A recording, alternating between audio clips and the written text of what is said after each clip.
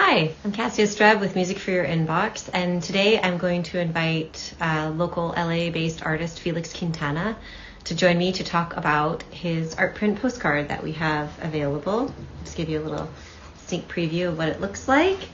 Got this beautiful card. And I'm going to invite Felix to come and chat with me about how he created this piece and the larger work that it belongs to called Fantasma Paraiso, or Phantom Paradise. So let me just take a second and invite him to join. Hi, Felix. Hey, Cassia. How's it going? Good. It's nice to see you. Great to see you, too. How are you? I'm doing really well. I'm freezing cold in my studio, hence wearing my foul weather gear. Yeah, it's chilly out there for sure. I was just giving people a sneak peek of the art print postcard that we have out this month. Cool. We love it so much we can't stop staring at it. And actually, when you sent me the photo of yourself holding the actual image, it's giant. It is. So it's cool to think about the scale. But anyhow, before I get too in the weeds a bit, I'm wondering if you could talk a little bit about this whole project, the whole Fantasma Paraiso, because when I was reading about it on your website, I had so many questions because it just sparked a lot of curiosity. But I'd love for you to say it in your own words. Maybe start talking about how you started the project, and then it's somewhat giant and wide ranging and multimedia. Yeah, definitely. Well, thank you again for having me on and just, inviting me to contribute a piece. The postcard looks so good. Great. So I'm excited for folks to get it in their hands. So this project, Fantasma Paraiso, it sort of stems from a larger project that I've been working on called Los Angeles Blueprints. And this is something that I started in 2019 when I was actually still in grad school. Oh, okay. So, I was actually in grad school in San Jose in the Bay Area. And honestly, just really missing home, missing LA, and trying to find creative ways to kind of make images of home. So I kind of remembered this process of, different artists had explored using Google Street View as a way to kind of make images in this kind of digital kind of way. So I just kind of, for me, I think I am I did study, photography and, take photos with film cameras, digital cameras. But in this case, I was really interested in just different ways of making an image. And it kind of started with that. At the time, I was also exploring working with the cyanotype process. It was really cool because it was a hands-on process. I was able to use digital images and also making these handmade prints. So it really meshed well. It kind of allowed me to also just think about this idea of blue and what that, can mean for a photograph and how it can represent, maybe memory or place. So it kind of started way back then, back in 2019, just experimenting, making images of my hometown in Linwood, and also just, different places that I just love, to drive through in real life, and also taking these digital cruises is what I'll call them, through Google Street View. So I think that's kind of the larger stemming project that I've been working on. Right. And Well, I was reading up on your website and on your social media, and you had mentioned that there was sort of a focal point for this specific project where it was saying that these images that you had taken were being shown in the places they were taken from. And I'm wondering a little bit about that because it mentioned things like awnings and store windows, which I fully understand. But then it said teenagers on bikes. Curious about how you got a bunch of teenagers did you still do it on shirts or something? Or how did that go? So talking more about Fantasma Paraiso, so that was always one of my goals, sort of to get these images, from Google, from this kind of digital space, that are of a place, of LA, and bring them back to that site. So I was actually approached by this organization, LAND, LA Nomadic Division, and they approached me, to do a public project. And that's kind of where Fantasma Paraiso was born. And a lot of that was sort of, using the same images that I found on Google Street View, also different images from my own personal archive. And just kind of putting them back into the places that they're from. So we actually did install like one of these images. The one of the postcard was actually a part of a bigger installation that was installed in MacArthur Park. So that was cool, to see that. Yeah, I mean, that's a majorly, I guess people aren't from LA. I mean, it's like a super busy space to be in. Like absolutely everything is happening there. There's like street vendors, there's the whole park, so there's people who are there, there's unhoused people who live there. There's like, it's just everything. I mean, every time you're as a driver in a car, even just trying to turn right or left there, it's like a 10 to like 12-minute commitment, just to wait for your turn because there's so many people doing things. And there's great food there too, like really authentic food from very specific regions of Mexico and other countries. Anyhow, so it's the fact that your art was there. I mean, it's sort of like a Times Square sort of situation. If people, again, if you're not familiar with that specific area, it's beautiful human chaos. It is. Yeah, actually, I was kind of like living back and forth in the Bay Area for a bit. But I moved back, permanently to LA, like in 2021. And, ended up living in MacArthur Park. I'm still there. Been there for about 4 years. And I always really wanted to sort of live like, in the center of the city and also like in an area that just, had a really big Central American kind of culture. Both my parents came from El Salvador, in the 80s. So it was really important for me to sort of be in that space. But yeah, it's really like, for me, it's really important to, kind of live and be a part of a, community. So it took me some years to kind of like, really look through MacArthur Park, be in it in person and also revisit it in like, digital ways. So yeah, after about 3-4 years of, living in, MacArthur Park, I was able to start really thinking about making images there. And it was cool because when we were installing these like We Paste posters, so we essentially took up almost like half a city block of just like We Paste posters, banners. And when I installed this piece, one of the street vendors was actually recognized by his friends. So there was some other vendors passed by and they were like, oh man, this is El Juan, like their friend Juan, who's a street vendor. So they recognized, the community. So yeah, it's kind of just really playing off of this idea of, maybe like Google trying to kind of erase, people's identity, faces, and sort of like subjectify that experience. But these are like real people, in the real world. So yeah, trying to reclaim that a little bit back. So yeah, I'm glad that you brought that up because it was something that I was really thinking about when I was looking at the whole collection of works because it's hard to tell like with the quality of my phone camera, but when you look at the faces of these people, they are blurred out, but that's not something that you have done.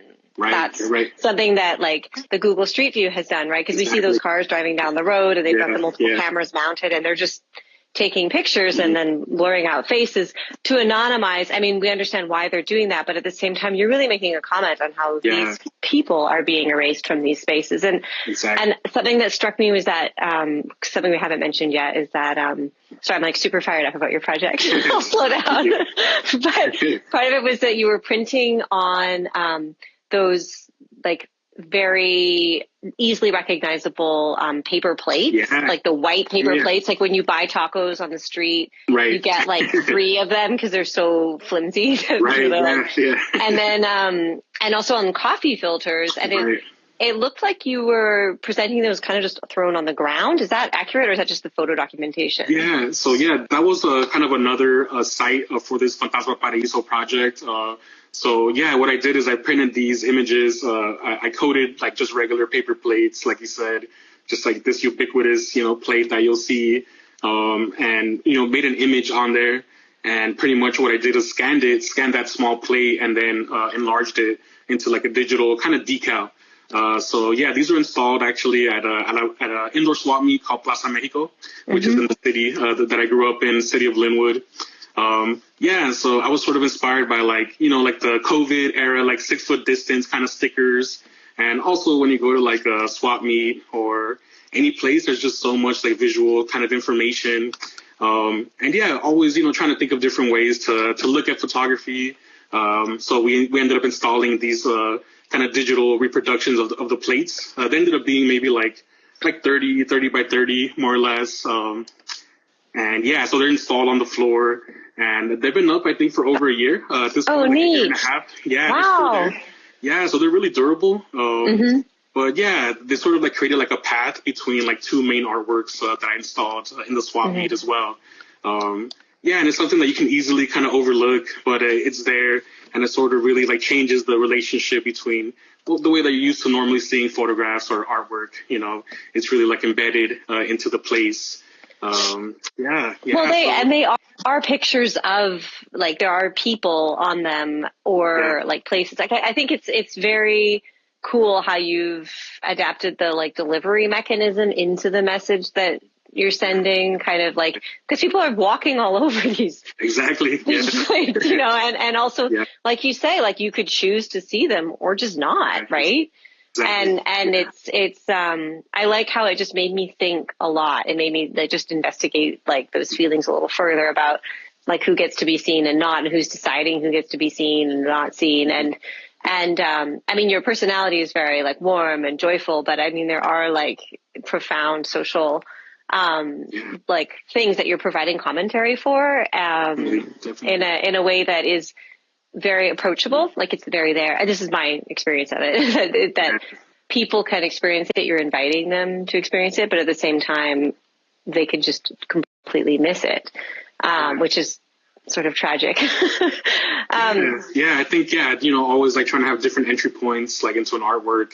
But not trying to be, so like really like in your face about like that kind of commentary. Like, it's there, if you want to search a little bit deeper, but it could also be just like an image that's printed in a certain way that's different, that'll kind of bring you in. So yeah, like I like that kind of way where the work can be a little bit more like quietly, about something without being so like over the head or, over your head, or what's the word, like more like, like too on the nose, right? Yeah, exactly. No, I mean, because when I think what your work is inviting people to do is to investigate further, and then they feel like, when I realized that they were on paper plates and coffee filters, I was like, oh my gosh, they're disposable, and then I had so it's like I kind of have some ownership over the experience, which is of course your intention. But I mean, the fact that you've allowed the viewer to have that for themselves, I feel is really powerful, because then they take some ownership over it, and then it really creates a lasting thing, as opposed to art that is very political and in your face, which is really important work as well, but it's like a different method. Yeah. So when you've got, I mean, a project of this scale, this is, it was also talking about how there were artist talks that you gave in your community in order to gather more material. Yeah. So is that something that you did, was like invite other people to contribute visual material and photographs, or is this all your own choices? Yeah, there was a little bit, definitely. I'm also like an educator. I teach photography. I've done like workshops, like as a teaching artist and stuff.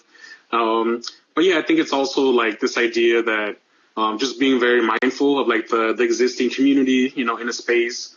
So we did actually collaborate with an amazing nonprofit called Art Division right next door to where the mural was installed. And I just wanted to do a couple workshops, with some of the youth.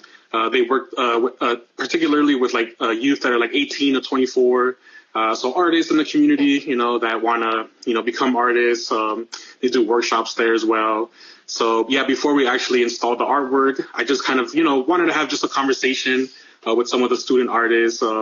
So I just kind of, presented my project to them, and also just kind of had like a little brainstorming session just to kind of like, have a moment to kind of really think about what feels like necessary or like important to like include in this piece. And it was incredible. I mean, some of the ideas, we kind of wrote some stuff down and just talked about the neighborhood. And I think that's really important to sort of have this connection, knowing that, I wasn't born and raised like in Westlake, MacArthur Park, but, wanting to just have that. And some of the students are coming from all over LA as well, from South Central, East LA, just to come to this art space. We did that, which was really, really cool. And also I ended up doing like a cyanotype printing workshop for the students there as well. So while the mural was actually installed, we made images. So the students got to send in their own like digital photographs. We made like digital negatives and then printed their images as cyanotypes. And I actually took like some pre-coded like paper plates and like filters for them to like kind of experiment with as well. And yeah, it was really cool just to sort of, show them that process. It's a really, really easy process, I would say, to kind of, get, get into. So yeah, just having these kind of dialogues that feel more meaningful, and it's just awesome just to have a space like that, like in the community where I could just go down, and hang out. They're doing like so much cool stuff. So yeah, it's more just bridging that connection, Yeah, well, you forged a lot of connections. I mean, you're talking already about like 2 or 3 different organizations coming together. I noticed that in this postcard print that we have, I'm showing it. There's obviously some really amazing kind of imperfections that you can only get in this handmade process. Right.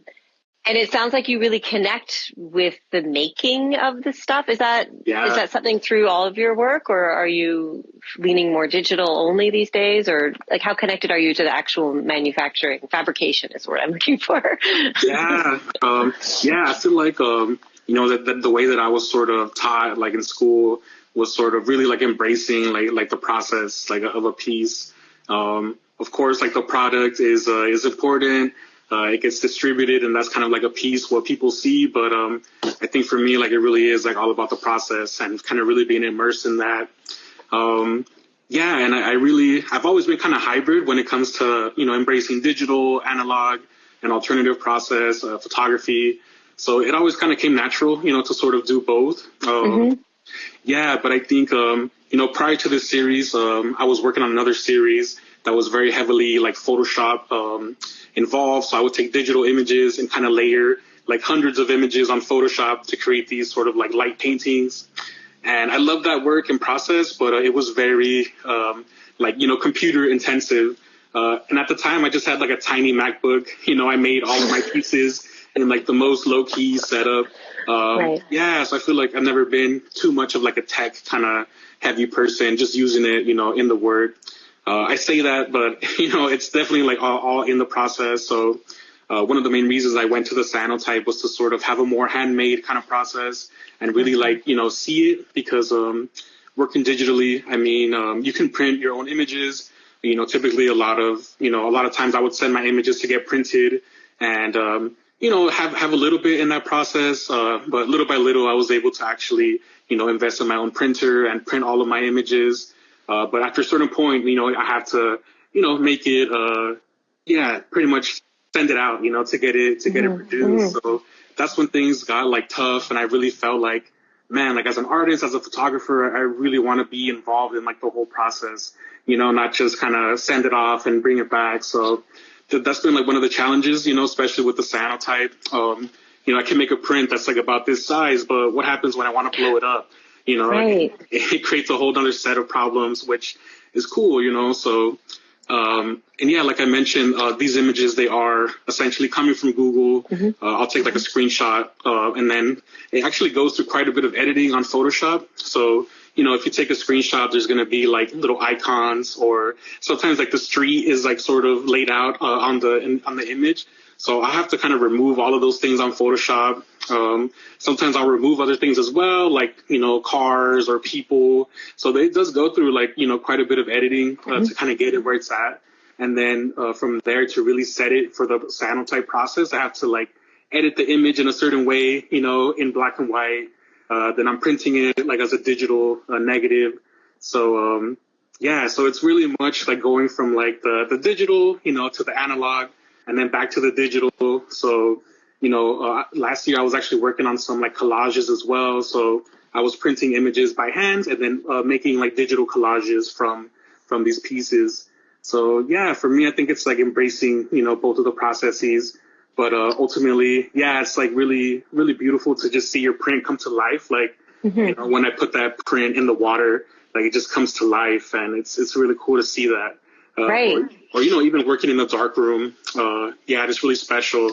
Like just seeing that image come from nothing, and all that work that goes into it. So I feel like that's something I missed, like really being, more digital previously. So I think for me it's important to embrace both. And like for some of these images, I'm not really even taking photos per se, right? They're like found images. But I like to mix it up, images taken on an iPhone, from a film camera, digital camera, or just screenshots, from the internet. It could be really anything. And the cool thing is that through putting it through this process of like a Cyanotype, or whatever it may be, it kind of, it changes it. It kind of, really like does something to the image that I think makes it, because if you go up close, like the images are pretty fuzzy, like the quality is not the best, but it still works, like it's in some way that I think is really cool. Well, you're making me think a lot, I mean, in general and specifically about, because I'm noticing the imperfection. I mean, I'm saying imperfections, but there's, some sort of, there's no like perfect. What I love are these sort of lines that run through it. Yeah. And I'm curious it's reminded me actually of like, cause I'm a musician, I'm a violist, and my instrument was made by a man who lives, like in the East Side, and he, nice. He makes these like replicas of old instruments. And he says sometimes what he does is he like works really fast so that he'll like make a mistake, but it looks like authentic somehow. And I'm curious, like, are there things that you're doing to kind of invite these imperfections? Because if you were to go on purpose, like smear your thumb or something, I think that would look kind of obviously distressed. But are there things you're doing to invite more of that handmade look to it? Or is this just like, if you make the best quality cyanotype print you possibly can, it comes out like this? Like, what is the sort of introduction of indeterminacy in your work? Yeah, no, thank you for bringing that up. Yeah, because that's a really big part of why I chose doing the cyanotype as well. Because, I'll have like a blank piece of paper, and then I have to coat the solution onto the paper. Right. It's really similar to like a silk screen, right? You can coat it with like a rod, or you can coat it with like a brush. So I have like this kind of like hockey brush. It's like a Japanese brush. Mm-hmm. You can use a sponge brush as well. But I like the hockey brush because you can get like edges or like, the kind of brush marks. Mm-hmm. So, yeah, honestly, I think that's my favorite part of the process, like just coating the paper. Mm-hmm. And it can be really, I mean, I've learned a lot, like by doing it over the years, but that process is where like I feel like the magic kind of happens because, I don't really want to coat it to perfection, right? To say everything is coated every inch. Right. So I kind of like areas where, I can get kind of line work by, not coating a paper completely. And then also while the paper is still wet, I'll actually go in and scratch onto the paper. So I'll scratch with like just any object, usually like an X-Acto blade or, some sort of like utility knife, or sometimes just any random object that I could find just to try different marks. And in that case, I feel like the work is really abstract. I'm really kind of, in a way, responding like to the photo, but also just in a way sort of like being very like improvisational with the photo. Right. So yeah, maybe like adding things such as like lines that can create a sense of space or like atmosphere. I'll also like, draw little symbols like palm trees or, plants kind of growing, and sometimes like little tags as well. More lately I've been kind of doing like little, kind of poetry, like phrases. Oh, wow. Yeah, and all of it is like very stream of consciousness. I'm not trying to plan things too much. And then from there, the paper will actually be, ready. And then I'll kind of, put the negative onto the paper and expose it to light. So yeah, in that way, every piece is unique, so obviously I could try to replicate a mark, but usually like every photo or every time I make a print, it's like a little different, right? The marks are a little different. And, I'll try to do something new or make something better. So, yeah, in that part, sometimes I won't even look at the negative. I'll just sort of like scratch it or like, do different marks on it. And then I'll just kind of I'll use like a random negative, so there is like a little element of chance, in there, so yeah, I feel like that part is something that I really wanted to do a lot with photography, sort of just combining like my interest in drawing and like graffiti, just mark making. And I remember somebody mentioned to me a while back that it's almost like taking catching a tag on the Google image, right? In the same way that you just see tags and like marks, all across LA, on the bus, kind of this like scribed in where people scribe into glass and stuff like that. So yeah, I really like that idea that like it's not like a pristine kind of image. It has like layers, and yeah, so it's like the image, which is typically like pretty soft, the focus is a little bit more fuzzy, but then I kind of come in with like this really sharp kind of line. So it kind of really like creates space with the piece. And then sometimes afterwards, once the image is printed, I can go in and like scratch more specific areas.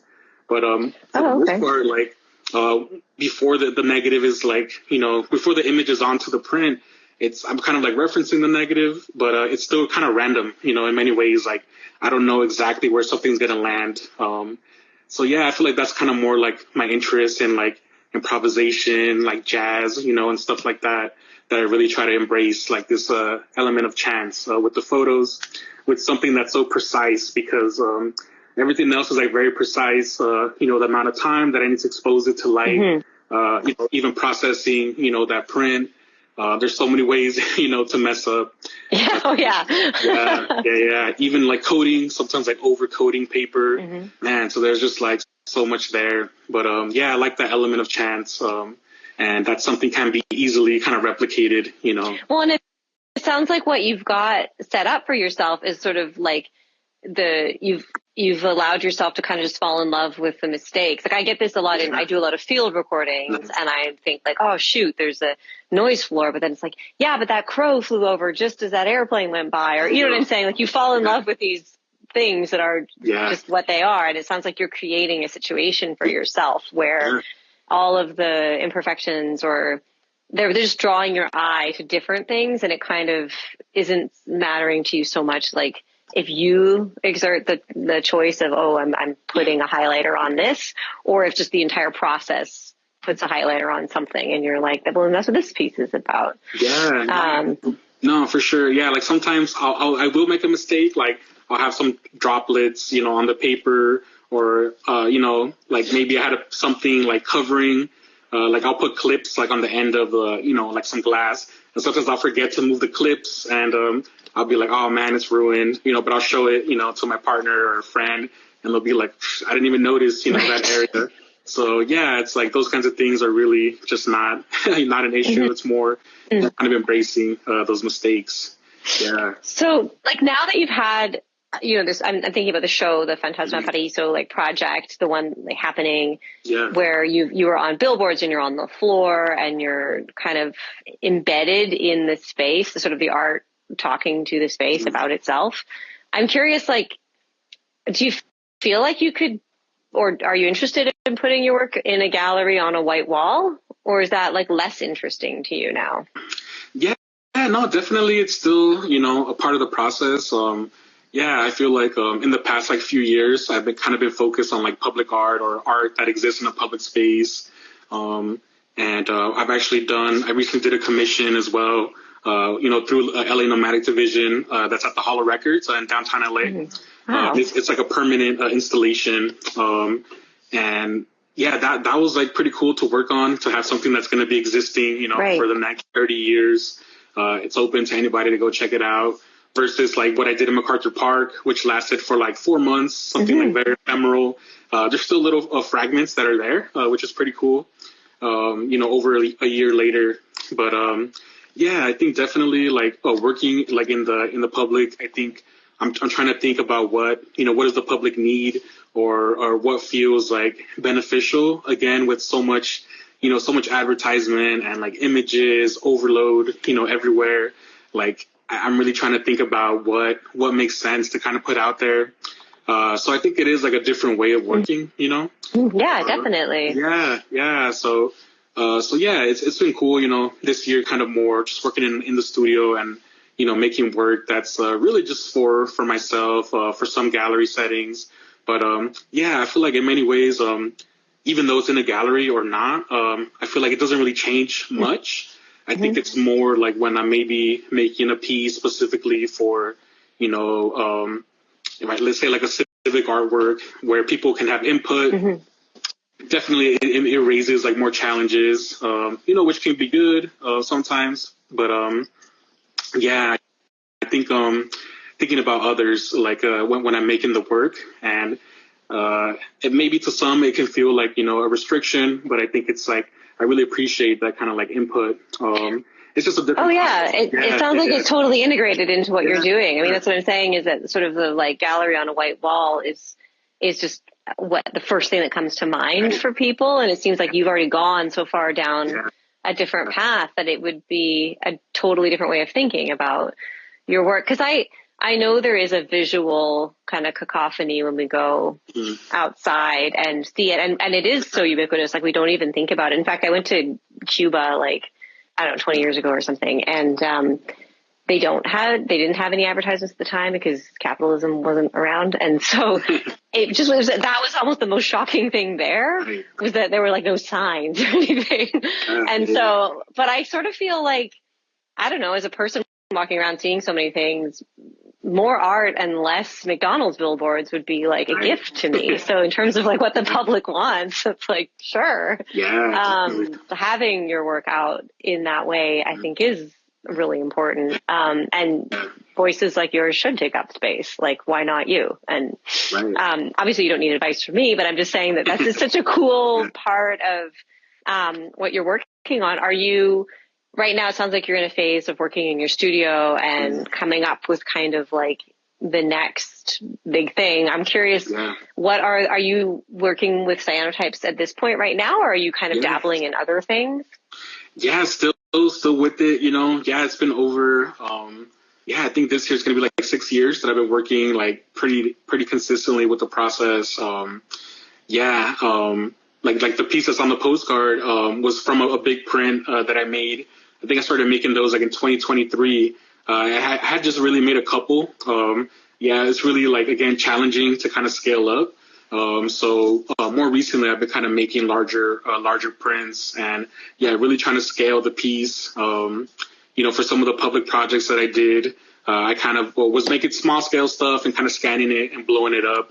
And I think that was cool because it was durable. Again, I like that idea that it can go from digital to analog and back to digital and then into the real space. So I really don't have like much of a problem with that. But a part of me was like, man, like what if it was a cyanotype out there on the streets? Because that process is very like it can fluctuate a little bit depending on like the light. So it can fade like in sunlight, but it has like a regenerative quality. So it'll fade like in the sun. But if you put it in like a dark room or, once it's nighttime, that color will kind of come back. So I like that idea. And that's something I really still want to try to do.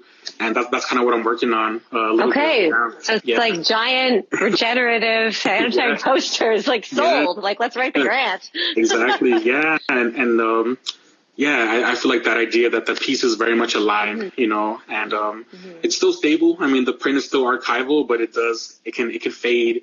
But it's really interesting in that way. So I feel like that's something that I didn't have a chance to do, like with this project, just for logistics, sake. But looking at different artists like Jeff Wall, who makes like these massive like light boxes. There's just something different there. Like when you see like a photograph like scaled up, 8 by 10 feet, it just really can do something like really powerful. So because I was thinking about like in this image, this is a postcard, like for scale, this is my head, like that's the size. And that is typically the size we would see, on your computer monitor when you're looking at Google Street View, trying to figure out where the pizza place is. Yeah. But the impact of making it almost as big as, because these are real humans, like they're to scale. Exactly. So the idea of making them the right size, totally changes everything. I can absolutely see why you're chasing this dream of like a cyanotype machine or a setup that's like the size of a room or something. It reminds me of people who made like the world's largest loaf of bread or something. Like it's like you have to do it. So in this process, are you attempting to do this in your own studio, or are you okay? Yeah. I'm lucky to have a space here in East LA. Yeah, I've been here for a few years. And slowly been kind of setting up, my space for it. So that's kind of been the process, just trying to scale up. It's been really cool. Also challenging, lately because of the weather. I can really only print like on a sunny day. So like any sunny day, like I'm out there like printing. There's different ways to do it as well, like exposure units as well. It's really cool. Great. Well, I mean, I'm so excited for the next, like, I cannot wait to see a giant billboard sized. Right now they're billboards, right? Not even posters, but a giant one. And the idea of it being living and dynamic is, totally excited. Yeah. I wanted to thank you so much for taking time to chat with me, Felix. It just Of means a course. lot to us. And I've already mailed out some of these postcards, and it's really fun to put a postcard of LA in a Los Angeles mailbox. I mean, I'm over here in Highland Park, and if people want me to mail them a postcard, they can head over to Music for Your Inbox, and they'll get this postcard in the mail, and then there's a QR code on the back that leads to a sound film that we're going to speak with that artist later this month, so you can hear about that, by Forbes Graham. And we didn't really get into how those two pieces curate together, but regardless, trust me, they do. And yeah, definitely. Anyhow, we're just so grateful to you, Felix, and we're huge fans at this point. Thank you guys so much. Yeah, and I was really excited when you guys reached out. And again, just having like the work, disseminated in this way, like as a postcard, on the street or like in your hands. I feel like that's really exciting, so many ways outside from, again, just like on a white gallery wall, to see the word. Yeah. So thank you. Yeah, it's something I wanted to do as well. So thank you guys for that. Well, it's lovely to chat with you, and wish you all the best. Wish you some sunny days in the future. Yeah, for sure. Likewise. And thank you everyone for tuning in. I see some folks. Shout out to Cypress College. And you had a couple fans. You had a fan was talking about much respect to Felix. I've seen his work since the good old HSU days, and seeing the growth in his creativity and artistry has been amazing. Love hearing about the process. So thank you. You are loved and beloved, and thank you. we'll see you soon, Felix. All right, thanks again. Good. All right, then take care. Have a good one. Yeah, you too. All right. Bye. Bye.